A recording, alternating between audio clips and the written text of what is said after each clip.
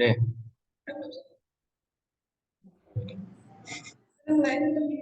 selamat siang. Nama saya Bimo Sanya Wicaksono dari Prodi Manajemen Fakultas Humaniora dan Bisnis. Hari ini saya akan membawakan presentasi tentang pelaksanaan kerja profesi di Store Development Partner di Starbucks di cabang Bintaro Sektor 7.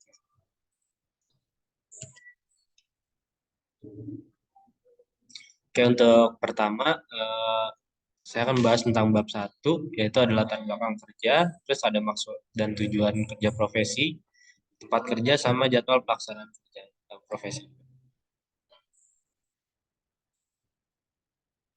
Oke, untuk latar belakangnya, pada masa perkembangan bisnis dan teknologi yang semakin pesat seperti sekarang, pengaruh SDM tidaklah kalah penting dalam kemajuan bisnis seperti sekarang. Terus ada langsung aja dengan program kerja profesi atau KP seperti ini, mahasiswa akan dapat merasakan bagaimana dunia kerja dan tidak kaget pada saat terjun di dunia pekerjaan yang sesungguhnya. Nah, untuk program KP-nya dilakukan di PT Sari Coffee Indonesia atau di Starbucks yang bercabang di Bintaro Sektor 7. Itu adalah salah satu perusahaan food F&B atau food and beverage yang mempunyai lebih dari 500 cabang di Indonesia dan kantor pusatnya ada di Sudirman Tamrin. Nah, untuk maksud dan tujuan kerja profesinya sendiri ya, saya memberikan 3 poin, yaitu yang pertama, ini menurut Setiawan dan Sujatmojo 2021. Yang pertama adalah mempelajari suatu bidang pekerjaan tertentu saat kerja profesi. Jadi praktikan dapat menerapkan secara langsung teori dan mengembangkan sesuai dengan studi kasus perusahaan. Kedua, ada mahasiswa melakukan kerja profesi sesuai dengan latar belakang pendidikannya. Lalu yang terakhir ada sebagai salah satu syarat untuk menyelesaikan mata kuliah kerja profesi program studi status 1 atau S1 di Fakultas Humaniora dan Bisnis Universitas Pembangunan Jaya. Nah, ini untuk lokasi kerja profesinya di Jalan Muhammad Husni Tamrin, Blok FG12, nomor 43 di Pondok Jaya, Kecamatan Pondok Aren, Kota Tangerang Selatan. Untuk jadwal pelaksanaannya sendiri, pembekalan kerja profesinya dimulai di bulan Mei, terus proses pencariannya juga sama di bulan Mei. Lalu untuk pengajuan CV dan kerja profesi dari universitas sendiri di bulan Juni, pelaksanaan KP dilakukan di bulan Juni sampai Agustus.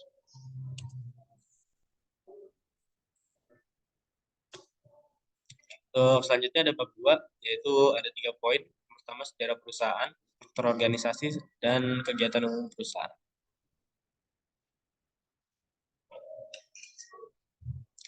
Oke, untuk sejarah perusahaannya sendiri, saya merangkum menjadi 4 bagian. Dari awalnya 1971, di mana Starbucks pertama kali didirikan di Seattle, Washington DC, yaitu oleh 4 orang, yaitu Jerry Baldwin, Ziv Siegel, dan Gordon Booker. Terus habis itu pertama kali itu Starbucks hanya menjual biji kopi dan belum seperti sekarang yang menjual minuman teh dan sebagainya. Lalu maju ke 1982, di mana Howard Schultz masuk ke Starbucks dan dia memberikan insight juga, yaitu membuat bar dengan konsep Italia, budaya kopi Italia. Lalu kita maju sampai tahun 1990-an, di mana itu Starbucks mulai melakukan ekspansi global, secara global, yaitu di luar Seattle ke berbagai mancanegara, seperti membuka tempat roasting baru atau toko baru, sam- sampai go public itu 1992.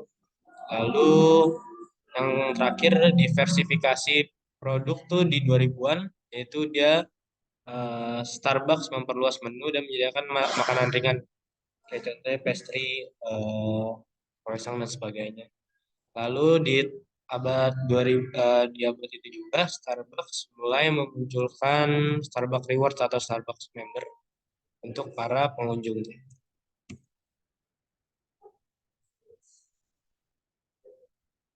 Ini kemudian ada struktur organisasinya, mulai dari store manager, bawahnya ada 2 supervisor, di bawahnya lagi ada 3 barista trainer yang sudah menguasai Advanced Coffee Master, 1 barista untuk Coffee Master, dan 1 barista masih barista.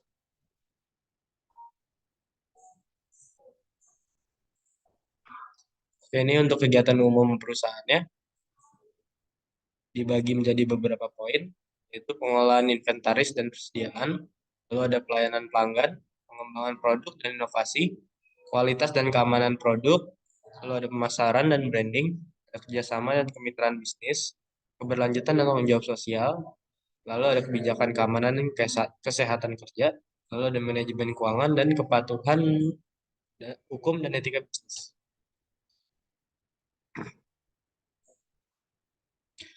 Lalu ada bab 3, yaitu ada 5 poin. Pertama ada bidang kerja, pelaksanaan kerja, kendala yang dihadapi, cara mengatasinya, lalu ada pembelajaran yang diperoleh dari kerja profesi.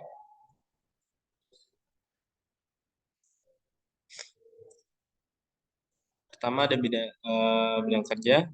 Pada kesempatan kerja profesi ini, melakukan kerja profesi di Starbucks Coffee cabang sektor 7 Bintaro, dan dipercaya untuk membantu pada bagian coaching for partner performance dan development. Praktikan adalah seorang mahasiswa yang memiliki kemampuan terbatas dalam dunia kerja, dibimbing oleh para senior dengan latar belakang yang berbeda-beda, dan dalam melakukan pekerjaan di Starbucks Coffee Bintaro sektor 7. Jadi untuk pelaksanaan kerjanya itu ada membantu store manager pada development pad pada saat melakukan BDP, lalu membuat jadwal pembagian tugas cleanliness pada setiap shift, membagikan hasil performa penjualan partner setiap minggu, melakukan coffee activity kepada partner dan kepada customer, mengerjakan FSA atau Food Safety Assessment pada bulan Agustus, lalu mengerjakan penilaian mingguan pada setiap bagian toko, lalu yang terakhir membuat produk dan mengoperasikan POS atau kas.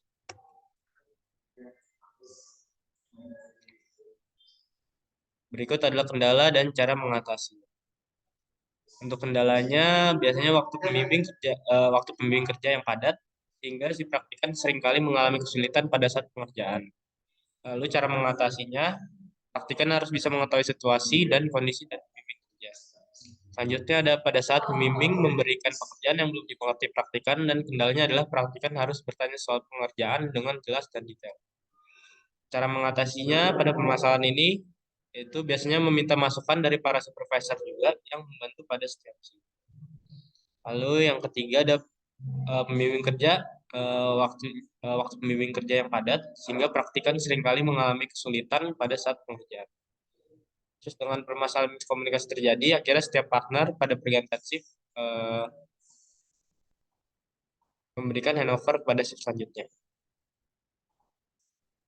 Terus terakhir ada pada saat menghitung inventory seperti bahan baku, di mana biasanya terhitung tidak balance antara data dan fisik.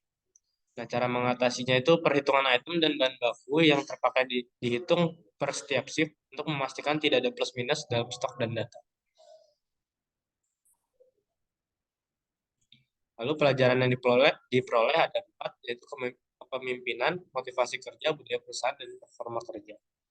Untuk kepemimpinan sendiri, praktikan merasakan bahwa seorang pemimpin sangat berpengaruh kepada lingkungan kerja dan bagaimana operasional berjalan. Melihat dengan gaya kepemimpinan yang ada pada pemimpin kerja. Lalu ada motivasi kerja. Setelah praktikan melakukan kerja profesi secara langsung, praktikan merasakan bagaimana setiap individu memiliki tujuan yang berbeda-beda dalam bekerja. Dan teori yang disampaikan di bangku kuliah bahwa motivasi mempengaruhi kinerja adalah sesuatu yang real. Lalu ada budaya perusahaan. Pembelajaran yang praktikan dapat adalah bagaimana seputar budaya organisasi yang sangat kuat, bagaimana hubungan antara toko-toko atau store-store lebih di kawasan Bintaro sangatlah kuat. Bagaimana budaya yang diciptakan oleh Starbucks Indonesia sangatlah berpengaruh pada setiap partner yang ada. Terakhir ada performa kerja. Dalam perusahaan yang besar seperti Starbucks dapat dilihat bahwa performa setiap partner selalu dilihat dan sangatlah penting untuk karir yang baik. Penilaian yang juga dilakukan dengan secara baik, bagaimana setiap partner akan dapat kenaikan jabatan dengan melihat performa yang ada pada setiap. Oke, untuk bab terakhir ada kesimpulan dan saran.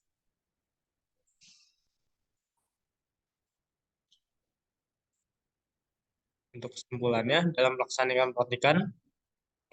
praktikan telah melakukan beberapa pekerjaan yaitu seperti membantu store manager pada saat development pad atau PDP, lalu ada membuat jadwal pembagian tugas shift setiap bagian tugas cleanliness setiap shift, lalu membagikan hasil performa penjualan, melakukan coffee activity, mengerjakan FSA pada bulan Agustus, dan mengerjakan penilaian toko, dan membuat produk dan pengoperasian POS.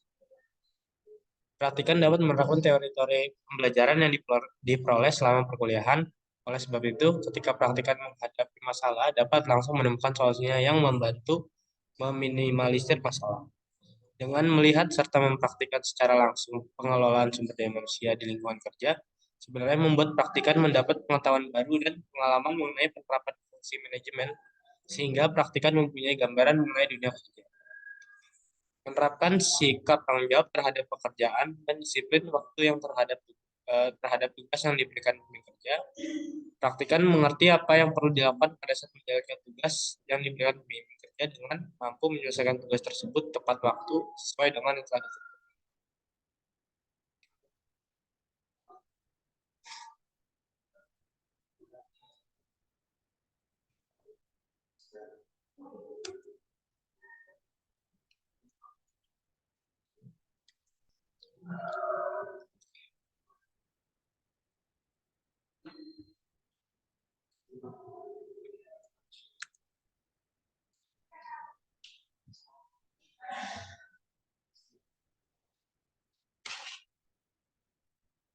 Yang terakhir ada saran, yaitu dibagi menjadi tiga untuk universitas, untuk mahasiswa, dan untuk perusahaan. Untuk universitas sendiri, ada 3 poin, yaitu memberikan referensi untuk tempat kerja profesi yang sesuai dengan penjurusan yang diambil setiap mahasiswa. Lalu melakukan sosialisasi kegiatan kerja profesi dalam jauh-jauh hari sehingga mahasiswa dapat mempersiapkan mulai dari administrasi, hard skill maupun soft skill. Yang terakhir ada pengawasan dan bimbingan yang intens kepada mahasiswa yang melakukan kegiatan kerja profesi. Lalu untuk mahasiswa, mengambil inisiatif untuk terlibat dalam praktik kerja sesegera mungkin, berpartisipasi aktif dalam proyek-proyek yang diberikan oleh perusahaan, mempertahankan komunikasi yang baik dengan mentor Anda atau mentor mahasiswa, perhatikan tantangan dan masalah yang dihadapi perusahaan, dan mempertimbangkan bagaimana dapat memberikan solusi dan kontribusi. Lalu yang terakhir, selain berpartisipasi aktif dalam proyek-proyek, bangunlah koneksi yang baik dengan sesama tim. Yang terakhir ada bagi perusahaan, yaitu menyediakan informasi yang jelas dan terstruktur mengenai ekspektasi, aturan, dan misi, dan nilai-nilai perusahaan. Memberikan tanggung jawab yang sesuai dengan tingkat keterampilan mahasiswa. Memberikan kesempatan untuk berinteraksi dengan berbagai tim dan profesional di perusahaan yang disediakan perusahaan atau acara yang mendukung pembentukan jaringan. Terakhir, menyelenggarakan pertemuan rutin antara mahasiswa magang dan pembimbing mereka akan mungkin perusahaan memberikan umpan balik secara teratur.